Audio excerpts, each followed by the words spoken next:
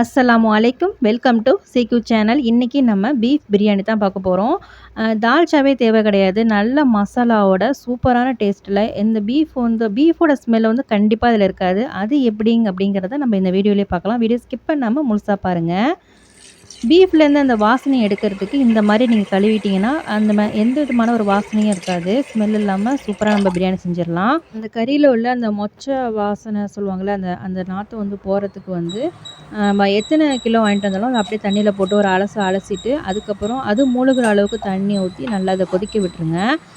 கொதிக்க விடும்போதே ஒரு ஒரு கொஞ்சமா உப்பு, 1 ஸ்பூன் வந்து மஞ்சத்தூள் சேர்த்து கறியெல்லாம் அதில சேர்த்துருங்க. ஒரே ஒரு கொதி தான். அதோட வந்து நீங்க வடிகட்டி எடுத்துறலாம்.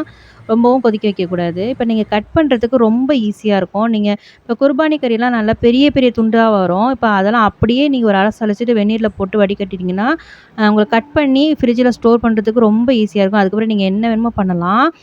பிரியாணி செய்யலாம், கிரேவி பண்ணலாம், இல்ல குழம்பு வைக்கலாம். எது செஞ்சாலுமே சூப்பரா இருக்கும். இப்ப இந்த தண்ணி வந்து வேஸ்ட்டு தான். இத கீழ ஊத்திரணும். இப்ப இதோட சத்து எதுவுமே போகாது. அப்படியே தான் இருக்கும். இப்ப நான் பிரியாணிக்கு வந்து பாதி எடுத்திருக்கேன். பாதிய வந்து மஞ்சத்தூள், உப்பு, எலுமிச்சப்பழம், கொஞ்சமா தயிர் சேர்த்து பெரட்டி ஃப்ரிட்ஜில ஸ்டோர் பண்ணி வச்சுட்டேன். நீங்க எப்ப எடுத்தாலுமே அது அப்படியே ஃப்ரெஷ்ஷா அப்ப வாங்குனது மாரியே தான் இருக்கும். இப்ப பிரியாணிக்கு வந்து நம்ம ஃபர்ஸ்ட்டு ஊற வச்சிரலாம் கறிய. ஊறுனா தான் நல்லாயிருக்கும் இதுக்கு. 1 ஸ்பூன் வந்து இஞ்சி பூண்டு பேஸ்ட் எடுத்திருக்கேன். 1 ஸ்பூன் மல்லித்தூளு, 1 ஸ்பூன் ஜீரகத்தூள் சேர்த்துருக்கேன். 1 ஸ்பூன் மிளகாய் தூள் சேர்த்துருக்கேன். 1 1/2 ஸ்பூன் வந்து மிளகுத்தூள் வந்து ஜாஸ்தியாவே சேர்த்துக்கோங்க நல்லாயிருக்கும். 1 கப் அளவுக்கு தயிர் சேர்த்துருக்கேன். ரொம்ப புளிப்பு இல்லாம ஒரு நார்மலான ஒரு புளிப்புள்ள தயிர் வந்து சேர்த்துக்கலாம். இப்ப 2 வெங்காயம் வந்து நல்லா தின்னா ஸ்லைஸ் பண்ணி இந்த மாரி எண்ணெயில போட்டு பொரிச்சு எடுத்துருக்கிறேன். அதில வந்து பாதி சேர்த்துக்கோங்க. பாதிய வந்து நம்ம தம்முல போடும்போது சேர்த்துக்கலாம். நல்லா டேஸ்ட்டா நல்லாயிருக்கும். அவ்வளோதான். இது வந்து நல்லா இத பெரட்டி குடுத்துக்கங்க. இது நல்லா ஊறட்டும். எவ்வளோ ஊறுதோ அவ்வளோக்கு அவ்வளோ நல்லாயிருக்கும். இப்போ ஒரு ஜார்ல தக்காளிய வந்து ஒரு 3 தக்காளி எடுத்துருக்கிறேன். ஒரு கைப்பிடி அளவுக்கு நான் புதினா, மல்லிக்கீரைலாம் சேர்த்துருக்கிறேன். இப்போ இத மூடி போட்டு ஒரு பல்ஸ் மோட்ல நல்லா சின்ன சின்னதா கட் பண்ணி எடுத்தா மாரி எடுத்துக்கோங்க. இல்ல நீங்க கைகளால கூட இத கட் பண்ணி எடுத்துக்கலாம். ஆனா இந்த மாரி இருக்கணும் பார்க்கறதுக்கு. அப்பதான் நல்லா கிரேவியா இருக்கும். இப்போ ஒரு குக்கர்ல தேங்காய் எண்ணெய் சேர்த்துக்கலாம். பீஃப்னாலே தேங்காய் எண்ணெய் தான் நல்லா டேஸ்ட்டா இருக்கும். நல்லா வாசனை குடுக்கும். 3 டேபிள் ஸ்பூன் அளவுக்கு நான் தேங்காய் எண்ணெய் சேர்த்துருக்கிறேன். 2 டேபிள் ஸ்பூன் அளவுக்கு குக்கிங் ஆயில் சேர்த்துருக்கிறேன். இப்போ தாளிக்கிறதுக்கு வந்து 2 பீ லீஃபு, 3 கிராம்பு, 3 ஏலக்காய், 1 பீஸ் பட்டை, 1 ஸ்டார் பூ வந்து அப்படியே முழுசா எடுத்து உடைச்சு விட்டுருக்கிறேன். ஒரு ஜாதி பத்திரி வந்து ஒரு 2 இதழ் சேர்த்துருக்கிறேன். ரொம்ப சேர்க்காதீங்க, கசப்பு குடுத்துரும்.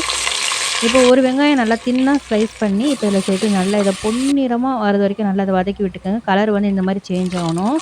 அது சேஞ்ச் ஆனதுக்கப்புறம் ஒரு கொத்து கருவேப்பிலை சேர்த்து 1 டேபிள் ஸ்பூன் ஃபுல்லா இஞ்சி பூண்டு சேர்த்துக்கங்க. இத நல்லா வதக்கி குடுத்துக்கங்க. எண்ணெய் பிரிஞ்சு மேல வந்ததுக்கப்புறம் நம்ம புதுசா கட் பண்ண தக்காளி, புதினா, மல்லிக்கீரை எல்லாம் சேர்த்து வதக்கி விட்டுக்கங்க. இந்த கிரேவிக்கு தகுந்த மாரி நீங்க உப்பு சேர்த்து 1 ஸ்பூன் வந்து மிளகாய் தூள் சேர்த்துக்கலாம். 1 ஸ்பூன் வந்து ஜீரகத்தூள் சேர்த்துக்கங்க. இது கூடவே வந்து கொஞ்சமா வந்து ஏலக்காய் வந்து நான் பவுடர் பண்ணி வச்சிருக்கிறேன். அதுலேருந்து 1 டீஸ்பூன் அளவுக்கு ஏலக்காய் தூள் சேர்த்துக்கங்க. நம்ம ஊற வச்ச அந்த கறிய வந்து இப்ப இதில சேர்த்துக்கலாம். நல்லா ஊறிடுச்சு. நல்லா 1 மணி நேரம் அளவுக்கு ஊறிடுச்சு இது. இப்ப அந்த கோப்பைய கழுவி தண்ணிய வந்து இதில சேர்த்து நல்லா இத பெரட்டி குடுத்துக்கோங்க. நல்லா வாசனையா இருக்கும் இப்ப இந்த ஸ்டேஜ்ல. இப்ப இதில வந்து 1 ஸ்பூன் அளவுக்கு கரம் மசாலா சேர்த்துருக்கேன். 1 ஸ்பூன் வந்து காஷ்மீரி சில்லி பவுடர் சேர்த்துருக்கேன். இது நான் கலருக்காக தான் சேர்த்துருக்கிறேன். இது வேணுனா போட்டுக்கோங்க. இல்லைனா ஸ்கிப் பண்ணிடுங்க.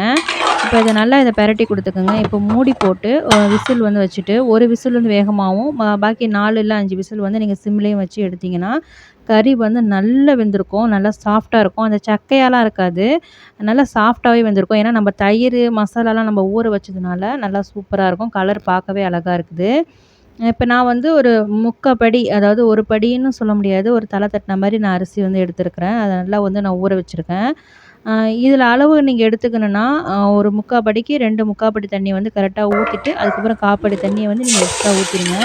உங்கவங்க அரிசிய பொறுத்து தான். நீங்க அரிசிய வந்து கடிச்சு பார்க்கும்போது தெரியும். நல்லா கடுக்கு முடுக்குன்னு இருந்துச்சுன்னா, தண்ணி கொஞ்சம் எக்ஸ்ட்ரா ஊத்திக்கங்க நான் சொல்ற மாரி. ரொம்ப சாஃப்ட்டா இருந்துச்சுன்னா, 3/4 படி அரிசிக்கு வந்து நீங்க 2 3/4 படி அளவுக்கு தண்ணி சேருங்க. கொஞ்சம் கூட எக்ஸ்ட்ரா சேர்த்துறாதீங்க. சாப்பாடு வந்து குழஞ்சு போயிடும். இப்ப இந்த தண்ணி நீங்க குடிச்சு பார்த்தீங்கன்னா, உப்பு கொஞ்சம் கம்மியா இருக்க மாரி இருக்கும். அதுக்கு தகுந்த மாரி நீங்க உப்பு சேர்த்துக்கங்க. ஒரு 8லருந்து 10 பச்சை மிளகாய் சேர்த்துருக்கேன். ஒரு லெமன் ஜூஸ் வந்து ஃபுல்லா சேர்த்துருக்கிறேன். 1/2 மணி நேரம் நல்லா ஊற விட்ட அரிசிய வந்து கொதி வந்ததுக்கப்புறம் சேர்த்துருக்கேன். இப்ப குடிச்சு பார்த்தீங்கன்னா, உப்பு இல்லன்னா, நீங்க உப்பு எது வேணுமோ இந்த ஸ்டேஜ்ல தான் நீங்க சேர்க்க முடியும். இப்ப இந்த மாரி ஸ்டேஜ் ஆயிடுச்சுன்னா, உங்களுக்கு எதுவுமே சேர்க்க முடியாம போயிடும்.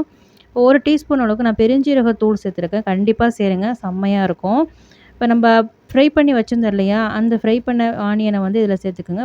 மல்லிக்கீரை, புதினாலாம் சேர்த்து, இந்த மாரி தண்ணியோட சாப்பாடு வந்து இருக்கும்போதே நீங்க தம்ல போட்டுறலாம். அப்பதான் சாப்பாடு வந்து அடி பிடிக்காம இருக்கும். அடி சோறு வரைக்கும் நம்ம திருப்தியா நம்ம சாப்பிடலாம். தீஞ்சு போச்சேன்னு நம்ம அத ஒதுக்க தேவையில்ல. இப்ப இத நல்லா வந்து பெரட்டி ஈவனா வந்து நீங்க ஸ்ப்ரெட் பண்ணி விட்டுட்டு, பழைய தோசை தவா வச்சு, மேல வந்து பிரியாணி சட்டிய வச்சு, இத மூடி போட்டு மேல வெயிட் குடுத்து நீங்க வச்சுருங்க. ஒரு 10 நிமிஷம் வந்து அடுப்ப வந்து ஹைல வச்சுக்கங்க. ஒரு 15 நிமிஷம் வந்து அப்படியே சிம்ல வச்சு நீங்க தம்ல விட்டுருங்க. 15 நிமிஷம் கழிச்சு அடுப்ப ஆஃப் பண்ணிட்டு, ஒரு 10 நிமிஷம் இல்ல ஒரு 20 நிமிஷம் கழிச்சாவது நீங்க வந்து இத ஓப்பன் பண்ணி பாருங்க. இந்த மாரி தான் இருக்கும். நல்லா தம் ஆயிடும். சூப்பரா செட் ஆகி வந்திருக்கும். நம்ம அடியிலேருந்து நல்லா பெரட்டி குடுக்கலாம். தீஞ்சே போயிருக்காது. இப்ப நல்லா பெரட்டி குடுத்து, இந்த மேற்கட்டிகள வந்து அப்படியே உடைச்சு உடைச்சு விடுங்க. அப்பதான் அரிசியும் உடையாம, குழையாம இருக்கும். சூப்பரான பிரியாணி வந்து செட் ஆகி சூப்பரா வந்துருச்சு. இதுக்கு தால்ச்சாவே தேவையில்ல. அவ்ளோ டேஸ்ட்டா இருக்கும். கண்டிப்பா ட்ரை பண்ணி பாருங்க. நெக்ஸ்ட் வீடியோல பார்க்கலாம். அஸ்லாம் அலைக்கும்.